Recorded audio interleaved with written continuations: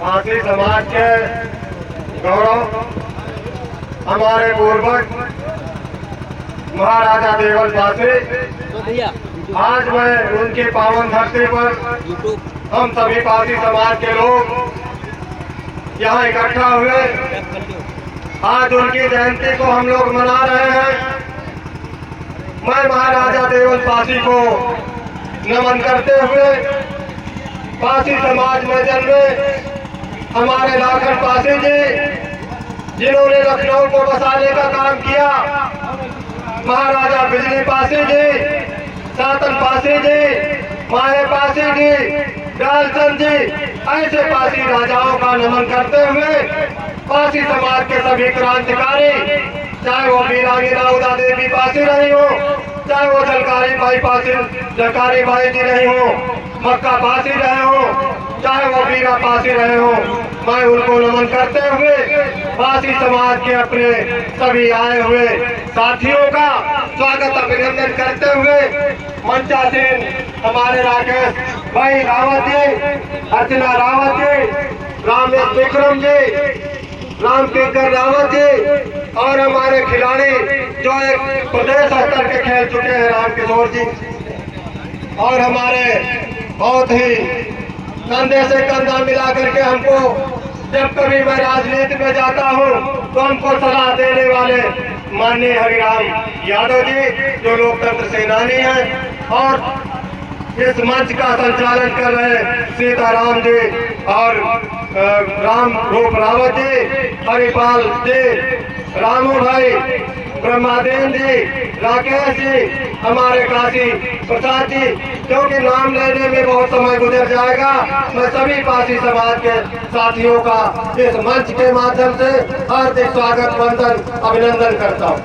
साथियों, आज मैं जिस धरती पर इस कार्यक्रम का आयोजन किया, 850-900 साल बीत गए। इसी धरती पर हमारे समाज के महाराजा देवल पासी राजपाट चलाया करते थे। मैं आपको बताऊंगा, ये जो किला है ये महाराजा नलपासी, जो लखनऊ अभी नगराम जिसको आप जानते हैं, नगराम को बसाने का काम महाराजा नलपासी ने किया था, और आज उनका किला नगराम के पश्चिम उत्तर दिशा में स्थित है और उसको पुरातत्व विभाग के द्वारा संरक्षित भी किया गया है, जो 132 नंबर क्रमांक पे दर्ज है। साथियों, ये बात आपको इसलिए बताना चाहूंगा कि महाराजा देवल पासी और महाराजा नलपासी दोनों सगे भाई थे, और सबसे बड़े जो राजा नलपासी थे वो नगराम के मुख्य किले पर बैठ करके राजपाट चलाने का काम करते थे। लेकिन जो यह किला था जिसको देवल जी के नाम से हम आप जानते हैं, ये किला तीन तरफ पानी से घिरा हुआ था। एक आपके बगल में जो ये झील दिखाई पड़ती है इसको सकरी झील कहते थे, और एक नदान झील। इन झीलों के माध्यम से इसका घेराव हुआ करता था, और इस किले से के अंदर से जहां आप देख रहे हो वहां तमाम लोग इकट्ठा होते हैं और आज भी फूल चढ़ाते हैं। उस जगह पर एक सुरंग हुआ करती थी, उसी सुरंग के माध्यम से इस यहाँ के इस किले के लोग उस किले नगराम तक जाने का काम करते थे। राज परिवार के लोग आते थे, पुलिस के लोग आते थे, और मंत्री लोगों का आना जाना इन्हीं द्वार से हुआ करता था। साथियों, ये वक्त है उस देश में जब आक्रांता आए और राजपाट को छीनने का काम किया, और राजा नल जो नगराम की धरती पर लड़ते हुए मारे गए, उसके बाद महाराजा देवल पासी भी गए, वो भी शहादत को प्राप्त हुए। आज उनके बलिदान दिवस को हमें याद करना है, और ये बात हमको कहाँ से पता चली, ये देखिए हमारे बीच में गजेटियर है जिसको अंग्रेजों ने लिखा है, जिसको प्रोविंस ऑफ ये इसमें राजा नल और उनके उपकिलाए देवल पासी इसको दर्शाया गया है। और साथियों, मैंने देखा इस किले पर आज तक किसी पासी समाज के लोगों ने न आना समझा न जाना समझा और इस किले को धीरे धीरे भुलाया जा रहा था। पासी समाज का इतिहास लुप्त हो रहा था। मैंने इसको खोजने बीनने का काम किया। 6 माह से मैं इस किले पर बराबर विजिट करता रहा। विजिट करने के बाद इसको जब हमने लाइन चलाया तो पासी समाज के तमाम लोग इस किले को खोजना शुरू किया। हमारे बीच में उमेश रावत जी है जो सुखलाल खेड़ा के हैं, वो हमारे साथ आए। फिर उसके बाद एक मोहनलालगंज से वकील साहब आए और इस तरीके से जब यहाँ पर लोगों का आना शुरू हुआ तो मेरे मन में ये पैदा हुआ कि साथियों ये अकेले लड़ाई नहीं लड़ी जाती है, क्योंकि इस किले को देखना ही मात्र मेरा मकसद नहीं था। मेरा मकसद है कि हम जिस पुरखे के औलाद हैं मैं उनकी जमीन को सुरक्षित करवाने का संकल्प लेता हूँ। इसके लिए पासी समाज के लोगों की जरूरत थी। इसलिए मैं अगर ये पासी सम्मेलन बुलाता तो किसी चौराहे पर बुला लेता तो करीब 1000, 2000, 4000 लोग और बढ़ जाते। लेकिन मैंने कहा कि मैं अपने समाज के लोगों को बुलाऊंगा, उनको अपने समाज का किला दिखाऊंगा और इसके बाद इस किले को संरक्षित करने की लड़ाई लड़ूंगा ताकि जन समर्थन हमारा मिल सके।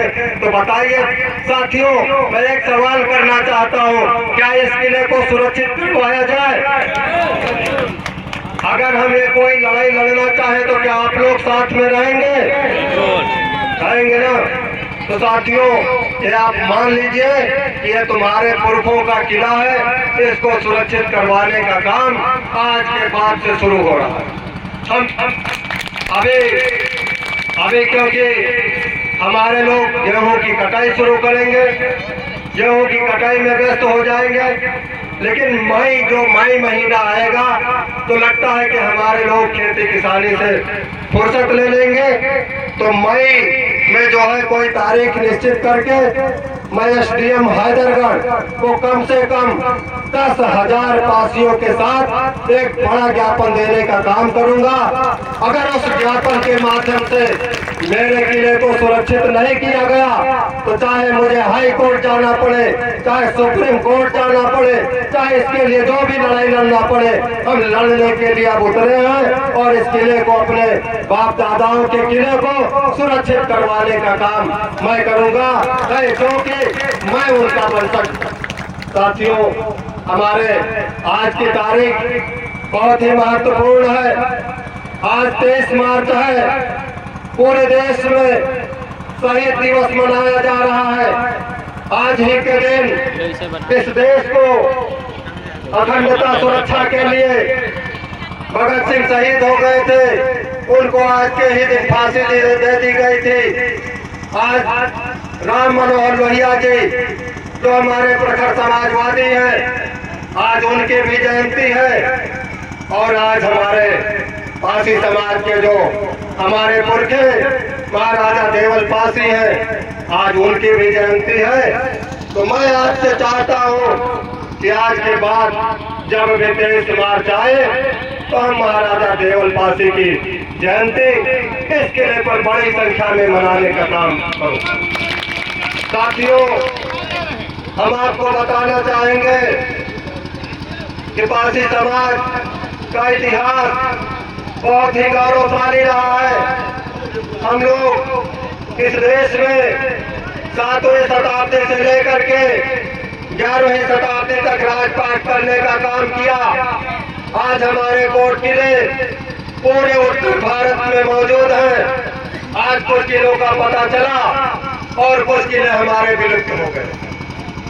जो किले हमारे विलुप्त हैं, मैं एक किताब लिखने जा रहा हूँ हैदरगढ़ में पासी साम्राज्य।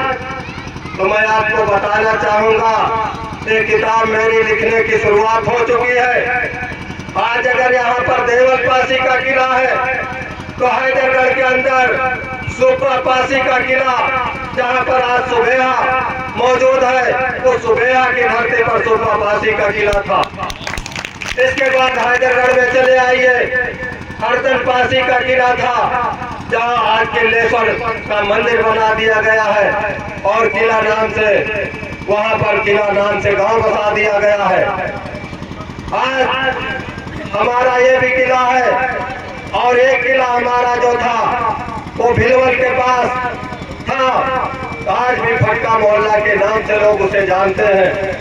तो इसके बारे में हम गजेटियरों के माध्यम से और लोगों के माध्यम से जानकारी इकट्ठा कर रहा हूँ। और पासी समाज का इतिहास, हैदरगढ़ में पासी साम्राज्य, ये किताब मेरी लिख करके जल्दी ही आपके बीच में आएगी। साथियों, ये पासी समाज जब इस देश में आजादी की लड़ाई चल रही थी तो इस पासी समाज ने इस देश की आजादी को दिलाने के लिए एक लंबी लड़ाई लड़ी थी। उसमें चाहे वो वीरांगना उदा देवी पासी रही हो, चाहे वो मक्का पासी रहे हो, चाहे वो वीरा पासी रहे हो, इन लोगों ने अंग्रेजों से बहुत बड़ा युद्ध किया और इस देश को आजाद कराने का काम किया। साथियों, अंग्रेज हमारे पूरे समाज पर क्रुद्ध हो गए क्योंकि हमारा समाज इनको कड़ी चुनौती दे रहा था। इसलिए अंग्रेजों ने 1871 में पासी समाज पर जरायम एक्ट लगाने का काम किया। जरायम एक्ट ये था कि पासी समाज की जो जमीनें थी उनकी जमीनें छीन ली गई, उनके घर को टकर दिए गए, उनके राजपाट ले लिए गए, पासी समाज के किलों को तोप लगा करके उड़ा दिया गया। पासी समाज के घर में जब कोई बच्चा पैदा होता था तो पुलिस वहां पहुंचते थे, रजिस्टर नंबर 8 में अपने लड़के का नाम उन्हें दर्ज करवाना पड़ता था। यानी कि पासी का लड़का जैसा ही पैदा होता था उसको जन्मजात अपराधी मान लिया जाता था। साथियों, पासी समाज आज अगर इस गांव में है तो दूसरे दिन उसको गांव बदलना पड़ता था, एक जगह वो रह नहीं सकता था। जरायम एक्ट इसलिए लगाया गया था कि इनको तबाह कर दिया जाए। इसलिए साथियों, घर द्वार जमीन इस पासी समाज के छूट गई और जो राजा था वो राजा से रंक बन गया। आज इसलिए पासी समाज धनहीन हो गया है। साथियों, अंग्रेजों के जरायम एक्ट के बाद जब इस देश में आजादी मिली, भारत का संविधान लिखा गया। भारत के संविधान के तहत जब ये देश चलाया जाने लगा तो साथियों, आपको मालूम है कि इस उत्तर प्रदेश में पासी समाज की इतनी बड़ी तादाद है कि अगर वो अकेले इकट्ठा हो जाए तो वो 200 विधायक अकेले निकाल सकता है। तो साथियों, इस पासी समाज ने आजादी के बाद, चाहे वो कांग्रेस रही हो, चाहे वो समाजवादी रही हो, चाहे वो बहुजन समाज पार्टी रही हो और चाहे जितनी पार्टियां रही हो, इस पासी समाज ने अपना अमूल्य वोट दे करके सबको विधायक बनाने का काम किया, सबको मुख्यमंत्री बनाने का काम किया। लेकिन साथियों, मैं आपसे पूछना चाहता हूँ, क्या कभी किसी पार्टी ने पासी समाज के लोगों को मुख्यमंत्री बनाने का काम किया है? नहीं किया ना। साथियों, आज आपने देखा होगा राम प्रकाश गुप्ता समाज की मुट्ठी भर वोट है, लोधी की मुट्ठी भर वोट है। आज ऐसे लोगों को मुख्यमंत्री बनाया जाता है, लेकिन पासी समाज जो 200 सीटों को प्रभावित करने वाला है, उस समाज को आज तक किसी भी राजनीतिक दल ने भागीदारी देने का काम नहीं किया। राष्ट्रीय पासी मंच वो मंच है जो राजनीति नहीं करता है, लेकिन राजनीति में तहस नहस करने का काम करेगा। और पासी समाज अगर 200 सीटों को प्रभावित करता है तो पासी समाज ने